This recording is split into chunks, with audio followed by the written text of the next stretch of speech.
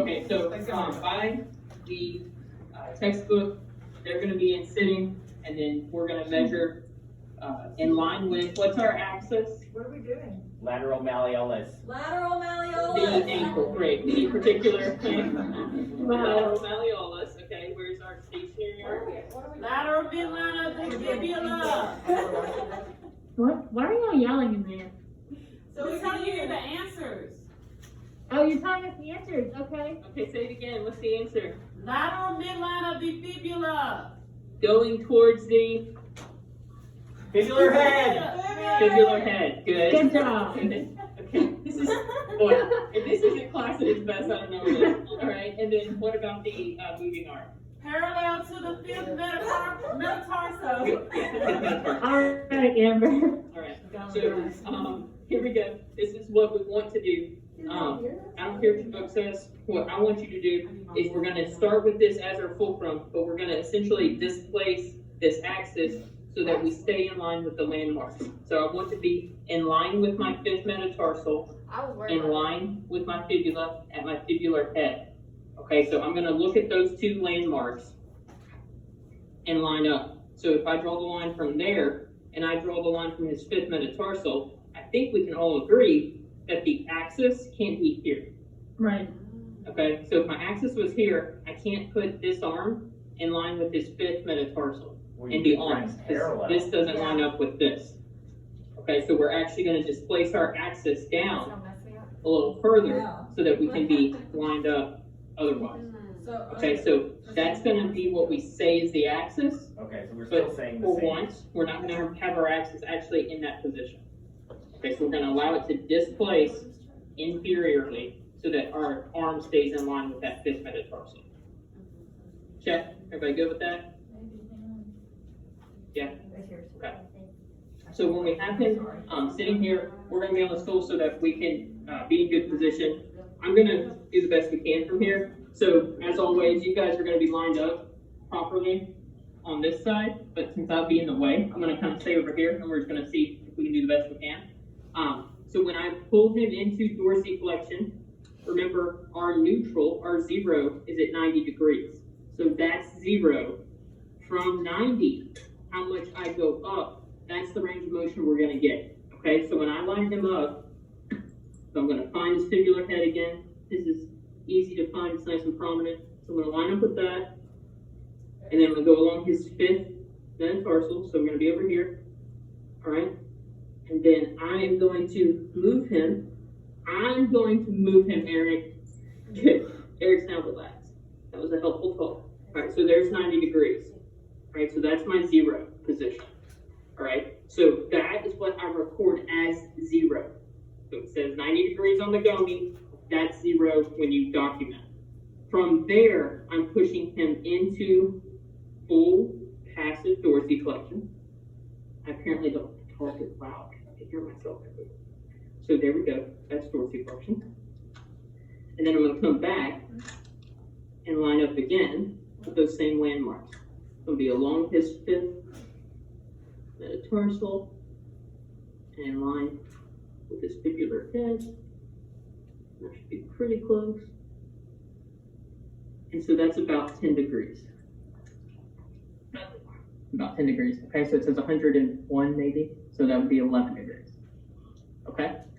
So that's our, this 90 was our start point.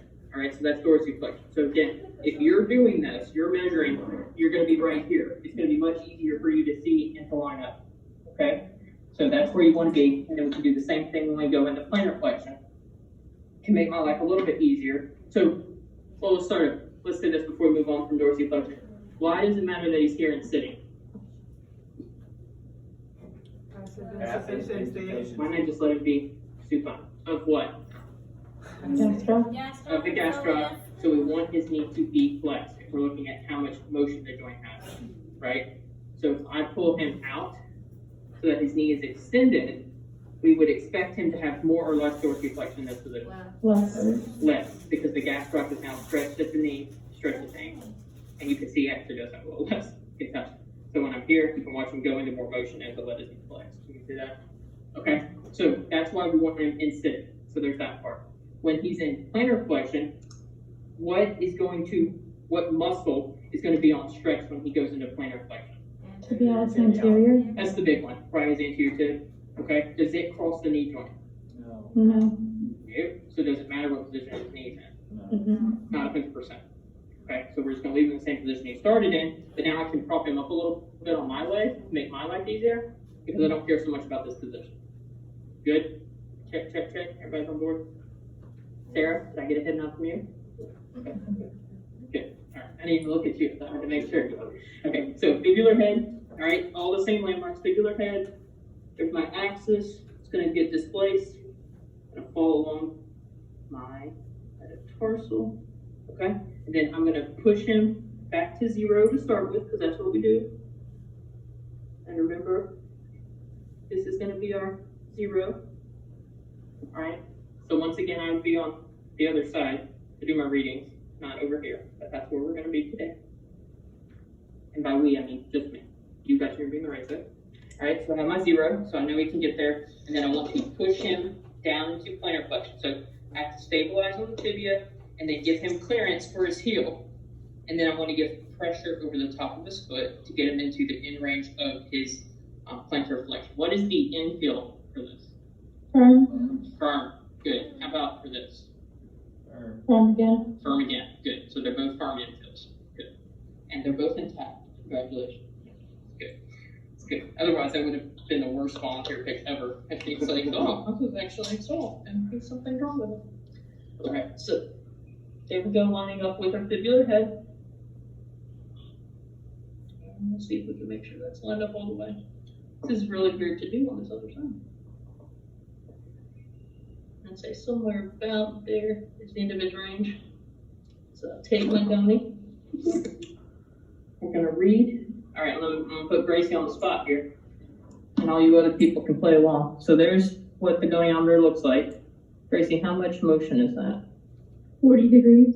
Just Because it 40? started at 90, so it goes like to here. Good. Or you can cheat and use this other side, right? Okay. So if we look at going from here to there, which is basically what he did, you can tell that that went from 0 to 40.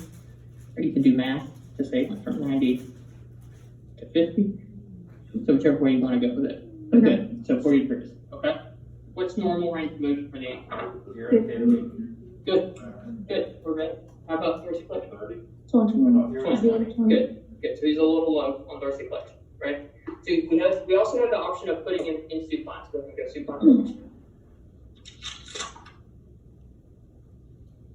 And this by far is the way I would prefer it. Scoot back like a half inch. Good. We still want to leave some clearance for his heels. And then what we want to do to take care of that whole knee flexion problem is we're going to pull the toe. So we can measure dorsiflexion and plantar flexion with him in this position. Okay? And we're going to leave his knee flexed with the toe. So I'm happy either way. The book teaches you in sitting. I think it is a million times easier to measure in supine.